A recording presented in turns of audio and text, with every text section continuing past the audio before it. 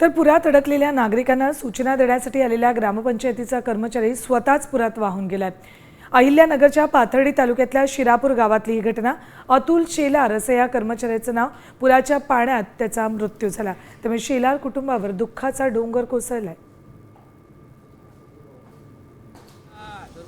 शिरापूर परिसरामध्ये पावसाच्या पाण्यामध्ये अतुल शेलार नावाचा युवक वाहून गेला। तो ग्रामपंचायतचा कर्मचारी होता।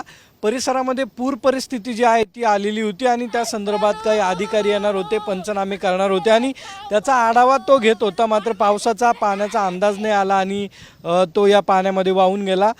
अतुलच्या आठवणी काय सांगू। घटमाळ आलती, त्याला जायचं होतं देवीला। मला म्हणलं 7व्या माळीला मला चप्पल घे, मला ड्रेस पाहिजे नवा। दादा मी तुला कुठून घेऊ? त्याच्या अशा आठवणी होत्या। मला 300 रुपये लागत आहेत, आता मी काय देऊ? माझ्या राजाला कुठं बघू? पाय पाय जात असतोय देवीला। या आठवणी माझ्या हृदयात सोडून गेलाय, आता काय सांगू? मला माझं बाळ परत येईन, माझं बाळ आलं नाही। गंगेने लय खुशीत घेतलं त्याला। आता सर्व काही कुटुंब त्याच्यावरच आम्हाला आता सर्व गेलं, संपलं माझं। आता काय राहिलं वर्ष, माझ्या जी इच्छा आकांक्षा होत्या त्या अपुरच राहिलं ना। जीवनाचा अर्थ राहिला ना माझ्या।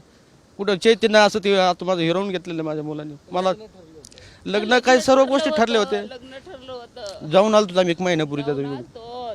सरकारची जबाबदारी असली तर सरकार त्याला माहिती, सरकारला काही योजना फॅसिलिटी ज्या असतात शासनात जेव्हा करून। माझा एक तर मुलगा गेला, तो बी आता कुठंतरी त्याला पायावर, स्वतःच्या पायावर म्हणजे सरकारी ह्याच्यामध्ये थोडा घेतला पाहिजे त्याला।